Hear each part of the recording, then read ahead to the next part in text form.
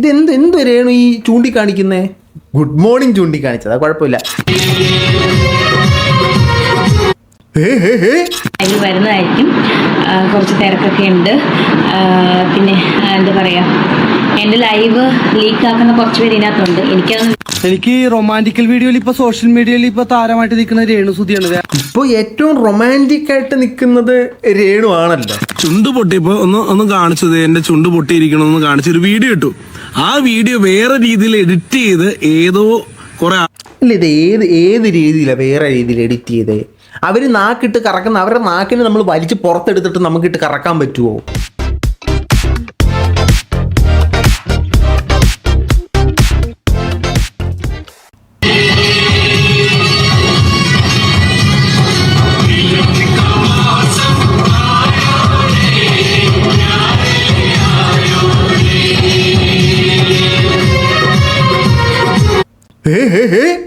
ചുണ്ടിൽ കടിക്കുന്നോ?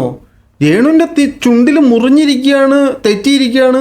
കടിക്കല്ലേ കുട്ട, മുറിഞ്ഞിരിക്കുക എന്നൊക്കെയല്ലേ പറഞ്ഞത്? ഈ ചുണ്ടിലെ മുറിവ് വാനിഷിങ് ദ ബ്യൂട്ടി ആയിപ്പോയോ? പെട്ടെന്ന് മുറിവ് കാണാതായിപ്പോയോ? മുതുകാട് പോലും ഇങ്ങനൊരു മാജിക് ചെയ്യുന്നതായിട്ട് ഞാൻ കണ്ടിട്ടില്ല.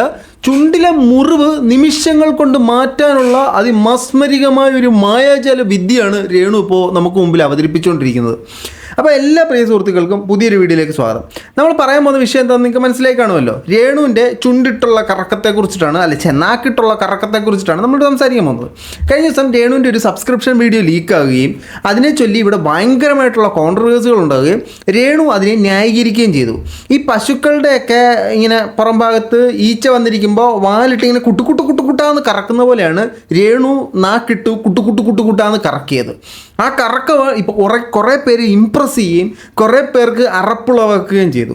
അപ്പോൾ ഇംപ്രസ് ചെയ്ത ആളെക്കുറിച്ചിട്ടൊക്കെയാണ് നമുക്ക് ഇവിടെ ഇന്നത്തെ വീഡിയോയിൽ സംസാരിക്കാനുള്ളത്. നമ്മളിപ്പോൾ ആദ്യം നോക്കുകയാണെങ്കിൽ രേണുവിൻ്റെ ഇങ്ങനെ ഒരു വീഡിയോ ലീക്കായി. അതിനോടനുബന്ധിച്ച് രേണു വന്ന് കുറേ ന്യായീകരണങ്ങൾ പറഞ്ഞു. ചുണ്ട് മുറിഞ്ഞിരിക്കുകയാണ്, പിന്നെ കടിക്കട്ടെന്ന് ചോദിക്കുമ്പോൾ കടിക്കാൻ പറയണോ? കടിക്കില്ലെന്നേ പറയാൻ പറ്റൂ എന്നൊക്കെയുള്ള കുലസ്ത്രീയായിട്ടുള്ള രീതിയിലാണ് രേണു ഇപ്പം നമുക്ക് മുമ്പിലേക്ക് രേണുവിൻ്റെ ആശയങ്ങളെ പുറത്തേക്ക് വിട്ടത്. അതിനുശേഷം വീണ്ടും വെല്ലുവിളികളുമായി രേണു രംഗത്തേക്ക് വന്നിട്ടുണ്ടായിരുന്നു. ഞാൻ ഇനിയും കാണിക്കൂടാ, ഇനിയും ചെയ്യൂടാ, നിനക്ക് ചെയ്യാൻ പറ്റുന്നത് ചെയ്യടാ, മറ്റവനെ മറിച്ചവനെ മറ്റത്തവനെ എന്നൊക്കെ പറയുന്നുണ്ടായിരുന്നു. ഓക്കെ, രേണു സബ്സ്ക്രിപ്ഷനകത്ത് ഒരു വീഡിയോ ഇതുപോലെ തന്നെ ലൈവായിട്ട് ബന്ധപ്പെട്ടിട്ടുണ്ട്. നമുക്കൊന്ന് കാണാം. സുഖമായിട്ട് ഇരിക്കുന്നെന്ന് വിശ്വസിക്കുന്നു. എല്ലാവരും നല്ല ആരോഗ്യത്തോടും ഹാപ്പി ആയിട്ട് ഇരിക്കുക. ഞാൻ ലൈവിൽ വരാത്തതുകൊണ്ട് നിങ്ങൾ ഒരിക്കലും വിഷമിക്കരുത്. വിഷമം, എന്തൊരു വിഷമം എൻ്റെ ജനുമോള് ലൈവിൽ വരാത്തതുകൊണ്ട്. ലൈവിൽ വരണം, ലൈവിൽ വന്നാലേ ഇവിടെ ഇങ്ങനെ പല പല കോൺട്രവേഴ്സികൾ നടക്കൂ. ഭയങ്കര നല്ല നല്ല കാര്യങ്ങൾ നടക്കണമെങ്കിൽ ലൈവിൽ വരണം. ലൈവിൽ വരാത്തതുകൊണ്ട് ഒത്തിരി പേർക്ക് ഭയങ്കര വിഷമമുണ്ട്. ലൈവിൽ വരണം. ലൈവിൽ വരുന്നതായിരിക്കും. കുറച്ച് തിരക്കൊക്കെ ഉണ്ട്.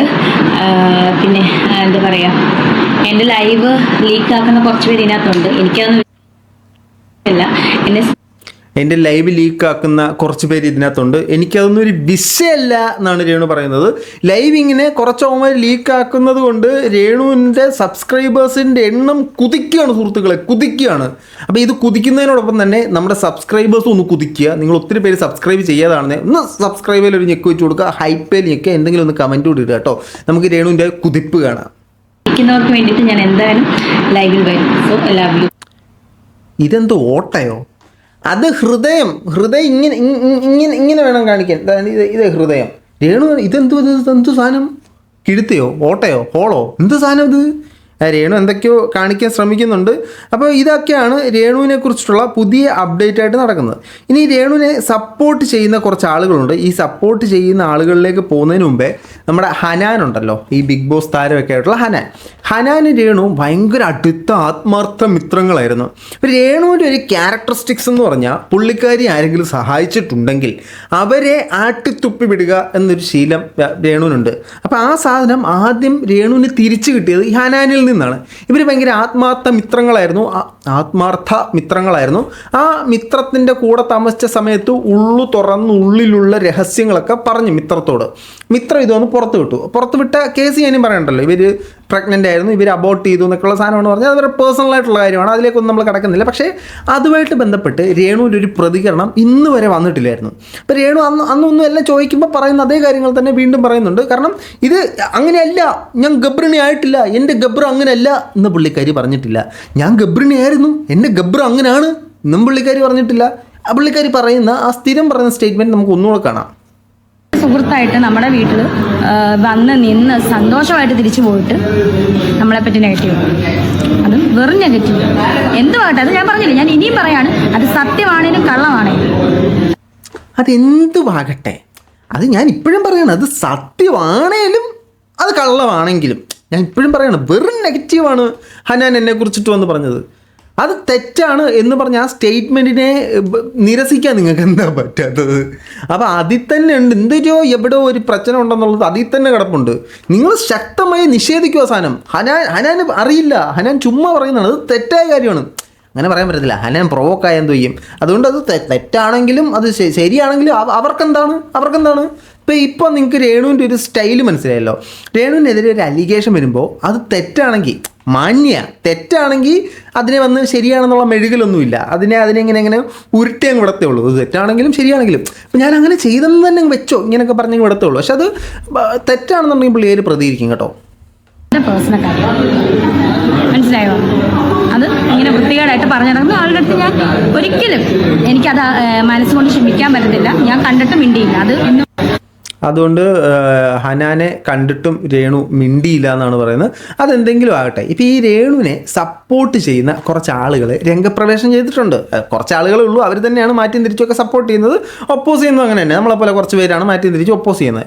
അങ്ങനെ രേണുവിൻ്റെ ഈ നാക്കിട്ടുള്ള കറക്കം, ഹെലികോപ്റ്ററിൻ്റെ മറ്റേ കാറ്റാടി കറങ്ങുന്ന പോലത്തെ കറക്കം, ഈ കറക്കത്തെ കണ്ടിട്ട് ഞാൻ അത് കണ്ടപ്പോഴേ ഒത്തിരി പേര് എന്നോട് ചോദിച്ചു, എടാ കൊച്ചു കള്ള, നീ ഇത് കണ്ട് ആസ്വദിച്ചില്ലടാ, ഇത് എങ്ങനെ നിങ്ങൾക്കിത് ചോദിക്കുമ്പോൾ എങ്ങനെ മനസ്സാക്ഷിയില്ലാതെ എങ്ങനെ തോന്നി, ഇതൊക്കെ എങ്ങനെ ആസ്വദിക്കാൻ പറ്റും? ഇത് എന്നോട് ചോദിക്കുന്നത് നിങ്ങൾക്ക് ആർക്കെങ്കിലും ഇത് ആസ്വദിക്കാൻ പറ്റുമോ? ആസ്വദിക്കാൻ പറ്റുമെങ്കിൽ എനിക്കൂടെ പറഞ്ഞു, ഇത് എങ്ങനെ ആസ്വദിക്കുന്നത്? പക്ഷേ ആസ്വദിക്കാൻ പറ്റിയ കുറച്ച് പേരുണ്ട്. ഈ കമൻറ്റ് ബോക്സിൽ നമ്മൾ കുറച്ച് പേര് ആസ്വദിക്കുന്നുണ്ടായിരുന്നു. ഇപ്പോൾ മറ്റൊരാൾ ആസ്വാദനവുമായി വന്നിട്ടുണ്ട്, നമുക്ക് ആസ്വാദനം ഒന്ന് കാണാം.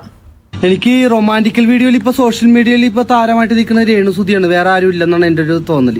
അപ്പം രേണുസുതിയായിട്ട് എനിക്ക് റൊമാൻറ്റിക്കൽ വീഡിയോ ചെയ്യണമെന്ന് ഭയങ്കര ആഗ്രഹമുണ്ട്, കുറേ നാളായി എനിക്കൊരു ആഗ്രഹമുള്ളത്. അപ്പോൾ അതിനുള്ള പ്രൊഡ്യൂസറും കാര്യങ്ങളും നമ്മുടെ കയ്യിൽ ഇല്ലാത്തതുകൊണ്ടാണ്. നമുക്ക് രേണുസുതി ബിഗ് ബോസ് താരമായതുകൊണ്ട് നമ്മുടെ കയ്യിൽ അതിനുള്ള പേയ്മെൻറ്റും കാര്യങ്ങളും കൊടുക്കാനില്ല. രേണുസുതിക്ക് ഒരു റീലോ എങ്കിലും ചെയ്യണമെന്നുണ്ട്. അപ്പോൾ ഏതെങ്കിലും പ്രൊഡ്യൂസർമാരായിട്ടുണ്ടെങ്കിൽ വിഷ്ണു കൊച്ചിക്കാരന് മെസ്സേജ് എടുക്കുക, രേണുസുതിക്ക് പ്രതിഫലം കൊടുത്താൽ മതി, എനിക്ക് പ്രതിഫലം തരണ്ട. എനിക്ക് ഏതെങ്കിലും പ്രൊഡ്യൂസർമാരുണ്ടെങ്കിൽ വിഷ്ണു കൊച്ചിക്കാരനെ ബന്ധപ്പെട്ടാൽ മതി. വിഷ്ണു കൊച്ചിക്കാരൻ ആദ്യം പറഞ്ഞു തുടങ്ങിയത് തന്നെ ഇപ്പോൾ ഏറ്റവും റൊമാൻറ്റിക്കായിട്ട് നിൽക്കുന്നത് രേണു ആണല്ലോ. അപ്പോൾ എനിക്ക് രേണുവിൻ്റെ കൂടെ ഒരു റൊമാൻറ്റിക് സീൻ ചെയ്താൽ അത് കൊത്തിക്കും, അത് ആവാമല്ലോ. ഇവൻ്റെ റൊമാൻറ്റിക് സീൻ എന്താണെന്നറിയോ? ആരെങ്കിലും എന്തെങ്കിലും ചെയ്യും, ആ ചെയ്യുന്നതിനെ കോപ്പി അടിച്ച് ഇവർ ചെയ്യും. അപ്പോൾ ഈ രേണുവിൻ്റെ മറ്റേ ഇപ്പോൾ ഒരു ആൽബം ഇറങ്ങിയായിരുന്നില്ല, ആൽബം എന്നൊന്നും പറയാൻ പറ്റില്ല, ഷോർട്ട് ഫിലിം അങ്ങനൊന്നും അതിന് പറയാൻ പറ്റില്ല. അതിനകത്ത് സൂര്യയുടെ കാക്കയിലുള്ള പോലെ ഒരു രംഗം അവരുണ്ടാക്കിയായിരുന്നു. ഏതാ, ഈ ബീച്ചിൻ്റെ സൈഡിൽ കൂടെ ആ സാധനം ഉണ്ടാക്കിയായിരുന്നു. അതിനെ ഈ കൊച്ചിക്കാരാണ് റീക്രിയേറ്റ് ചെയ്തായിരുന്നു. Wow, what a romantic scene that was. തെങ്ങാണ് പണയുന്നില്ല ഞാൻ, ബാക്കി പറ.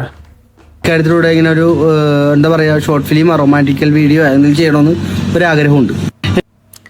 എന്താ നീ ഉദ്ദേശിക്കുന്ന റൊമാൻറ്റിക് വീഡിയോ? എനിക്കത് മനസ്സിലാവുന്നില്ല. അപ്പോൾ ഇവന് രേണുവായിട്ട് റൊമാൻറ്റിക് വീഡിയോ ചെയ്യണമെന്ന് ആഗ്രഹമുണ്ട്. അപ്പോൾ എത്രയും പെട്ടെന്ന് രേണു കോൺടാക്ട് ചെയ്തിട്ട് വിഷ്ണു കൊച്ചിക്കാരന് രേണുവായിട്ടൊരു റൊമാൻറ്റിക് വീഡിയോ ചെയ്യാനുള്ള അവസരം ഉണ്ടാക്കി കൊടുക്കുക. നാക്കിട്ട് കറക്കിയാൽ മതിയായിരിക്കും, എനിക്കറിയത്തില്ല. ഇനി ഈ നാക്കിട്ട് കറക്കലിനെ ഭയങ്കരമായിട്ട് ന്യായീകരിച്ചിട്ടുണ്ട് ഒരുത്തം വന്നിട്ടുണ്ട്. ആരാ? നമ്മുടെ അഭിലാഷ് ആട്ടായം. ഈ ആട്ടായത്തിൻ്റെ പ്രശ്നം എന്ന് പറഞ്ഞാൽ മീഡിയ കാണുമ്പോഴത്തേനും അങ്ങ് ആറാടും, അഴിഞ്ഞാടും, തൊലഞ്ഞാടും. അനീഷ് ആട്ടായം രേണുസുതി ഈ വീഡിയോയ്ക്ക് കമൻറ്റ് ചെയ്യുകയാണെങ്കിൽ എന്നൊക്കെ പറഞ്ഞുകൊണ്ടൊരു സാധനമൊക്കെ സെറ്റ് ചെയ്തിട്ടുണ്ടായിരുന്നു. അപ്പോൾ രേണു എന്ത് ചെയ്താലും സപ്പോർട്ട് ചെയ്യുന്ന ഒരു മാന്യദേഹമായിട്ടുള്ള ഈ ദേഹം പറയുന്ന ആ നാക്കിട്ടുള്ള കറക്കലിനെ നമുക്കൊന്ന് ന്യായീകരണം കേൾക്കാം. ശ്രദ്ധിച്ച് കേട്ടോണേ, ഇതൊക്കെയാണ് ഇതിൻ്റെ ന്യായീകരണങ്ങൾ പറഞ്ഞത്. രേണുസുതി എന്ന് പറഞ്ഞ ആ കുട്ടി ചുണ്ട് പൊട്ടിയപ്പോ ഒന്ന് കാണിച്ചത്, എന്റെ ചുണ്ട് പൊട്ടിയിരിക്കണമെന്ന് കാണിച്ചൊരു വീഡിയോ ഇട്ടു. ആ വീഡിയോ വേറെ രീതിയിൽ എഡിറ്റ് ചെയ്ത് ഏതോ കുറെ ഇല്ല, ഇത് ഏത് രീതിയിലാണ് വേറെ രീതിയിൽ എഡിറ്റ് ചെയ്തേ? അവർ നാക്കിട്ട് കറക്കുന്ന അവരുടെ നാക്കിന് നമ്മൾ വലിച്ച് പുറത്തെടുത്തിട്ട് നമുക്കിട്ട് കറക്കാൻ പറ്റുമോ? അവർ കറക്കിയത് തന്നെയാണ് വീഡിയോ റെക്കോർഡ് ചെയ്ത് പുറത്തിട്ടത്. അത് വേറെ ഏത് രീതിയിൽ എഡിറ്റ് ചെയ്തു? അത് വേറെ രീതിയിൽ എഡിറ്റ് ചെയ്തു എന്ന് അഭിലാഷ് ആട്ടായം തെളിയിക്കുവാണെങ്കിൽ ഞാൻ അഭിലാഷ് ആട്ടായം പറയുന്ന പോലെ പറയുന്നു, അഭിലാഷ് ആട്ടം അത് തെളിയിക്കുകയാണെങ്കിൽ ഞാൻ എൻ്റെ ഈ താടി അങ്ങ് ഷേവ് ചെയ്ത് കളയും. അഭിലാഷ് ആട്ടായം തെളിയിക്കുക അത് വേറെ രീതിയിലാണ് നമ്മൾ എഡിറ്റ് ചെയ്തിട്ടാണ് അവർ കാണിച്ച അതേ രീതിയിൽ തന്നെ നിങ്ങൾ കണ്ടത്. ഇപ്പോഴും ന്യായീകരിക്കുന്നു, തൊലിക്കൊട്ടി ഭയങ്കരം തന്നെ. ചേർന്ന് അവരുടെ റീച്ചിന് വേണ്ടി റിയാക്ഷന് വേണ്ടി പോസ്റ്റ് ചെയ്തു. ആ കുട്ടി വന്നിട്ട് പറഞ്ഞു, ലൈവിൽ വന്നിട്ട് പറഞ്ഞു, എന്റെ ചുണ്ട് പൊട്ടിയിരുന്ന ആ ചുണ്ട് പൊട്ടിയത് കാണിച്ചതാണ്, അതിനെന്തിനാണ് അവരെ എങ്ങനെ തേജോവധം ചെയ്യണത്? എനിക്ക് അയ്യോ പാവത്തിന്റെ ഒരു നല്ല മനസ്സ്, ചുണ്ട് പൊട്ടിയിരുന്നത് കാണിച്ചതാ, അതിന് എന്തിനാണ് ഇങ്ങനെ? നിങ്ങളുടെ വീട്ടിൽ ആർക്കെങ്കിലും ചുണ്ട് പൊട്ടിക്കഴിഞ്ഞാൽ ഇങ്ങനെയാണോ കാണിക്കുന്നത്? അപ്പോഴേ വീഡിയോ ഓൺ ചെയ്യും, അല്ല സബ്സ്ക്രിപ്ഷൻ എടുത്തിട്ട് അതിനകത്ത് ഒരു ലൈവ് ഓൺ ചെയ്തിട്ട് ഇങ്ങനെ വിളിച്ചു ചുണ്ട് പൊട്ടിയിരിക്കുവാണ്. അങ്ങനെയാണോ നിങ്ങളുടെ വീട്ടിലൊക്കെ പൊതുവേ സംഭവിക്കാറ്? അപ്പോഴേ ക്യാമറ ഓൺ വെച്ചിട്ട് ചുണ്ട് പൊട്ടിയിരിക്കുന്ന കാണിക്കാറാണോ? അല്ല, ഞാൻ കണ്ടിട്ടില്ല കേട്ടോ ഇതുവരെ.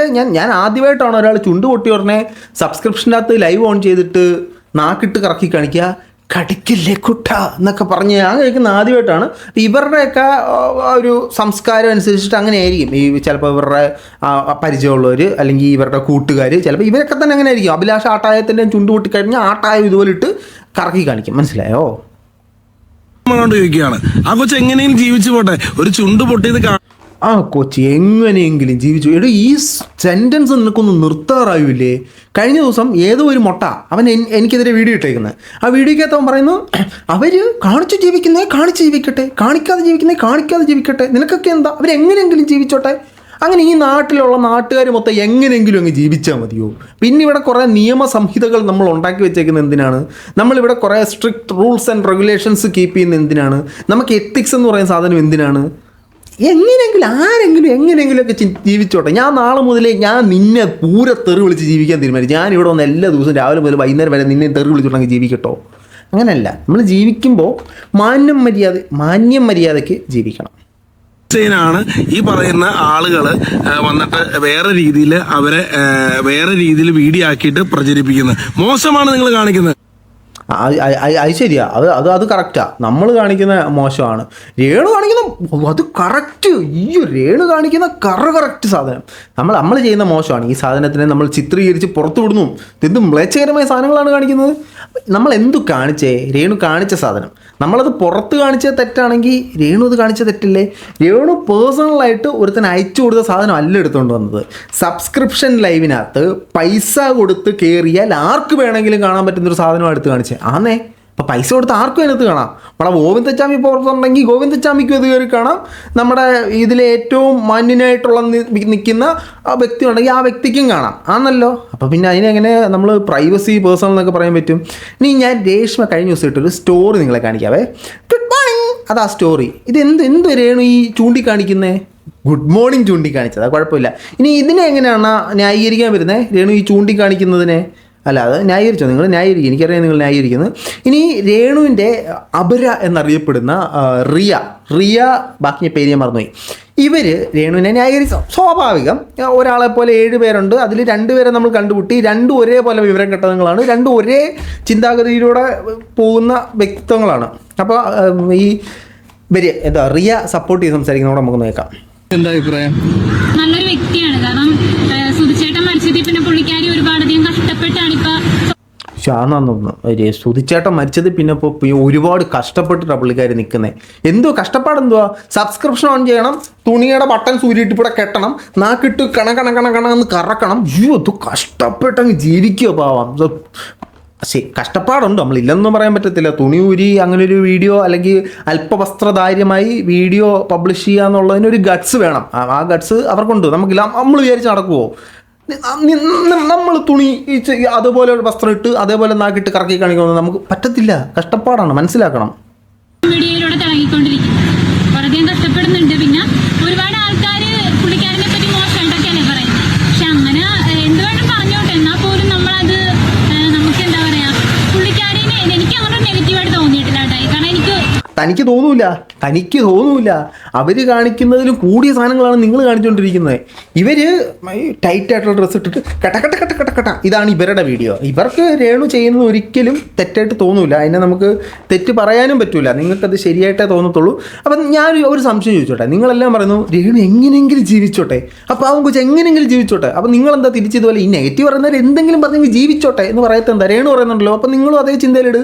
അവർ ജീവിക്കാനല്ലോ, നമ്മൾ കഞ്ഞി കഴിക്കുക, അരി കഴിക്കുകയല്ലേ, എങ്ങനെയെങ്കിലും ജീവിച്ചോട്ടെ. എന്താ പറയാത്തെ? അത് പറയാൻ പറ്റൂല. ഏറ്റവും കൂടുതൽ ഇഷ്ടമുള്ള ഒരു വ്യക്തിയാണ് രേണുസുതി എന്ന് പറയുന്ന ഒരാൾ. എനിക്ക് ഒരുപാട് ഇഷ്ടമാണ്. പിന്നെ നല്ലൊരു വ്യക്തിയാണ് പുള്ളിക്കാരി. എനിക്ക് അത്രയും രേണുവിന്റെ വലിയൊരു ഫാനും കൂടിയാണ് ഞാൻ. ഇപ്പൊ ഈ ഡൂപ്പും കൂടെ ഇറങ്ങിയെന്ന് പറഞ്ഞപ്പോൾ ഏറ്റവും കൂടുതൽ സന്തോഷമാണ്. എനിക്ക് പറഞ്ഞറിയിക്കാൻ പറ്റില്ല. അതെ, രേണുവിൻ്റെ ഡ്യൂപ്പാണെന്ന് പറയുന്നതിൽ അല്ലെങ്കിൽ അങ്ങനെ സന്തോഷിക്കുന്ന ഒരേ ഒരു വ്യക്തിത്വമാണ് ഈ വ്യക്തിത്വം. ഈ രേണുവിൻ്റെ ഭയങ്കര ഫാനാണ്.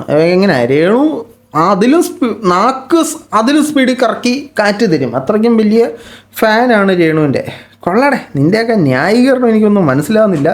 നന്നായിരിക്കട്ടെ, ഏതായാലും കൊള്ളാം. അപ്പോൾ പാവം കൊച്ച് എങ്ങനെയെങ്കിലും ജീവിച്ച് പൊക്കോട്ടെ. പാവം കൊച്ചിനെ കുറിച്ച് വേറെ കുറച്ച് കാര്യങ്ങളൊക്കെ വന്നിട്ടുണ്ട്, അതൊക്കെ ആയിട്ട് ഞാൻ വരാം. ഏതായാലും ഈ വിഷയത്തിൽ നിങ്ങളുടെ അഭിപ്രായം തീർച്ചയായിട്ടും കമൻറ്റ് ബോക്സിൽ കമൻറ്റുകളെ രേഖപ്പെടുത്തും. മറ്റൊരു വീട്ടിൽ വന്നവരെ.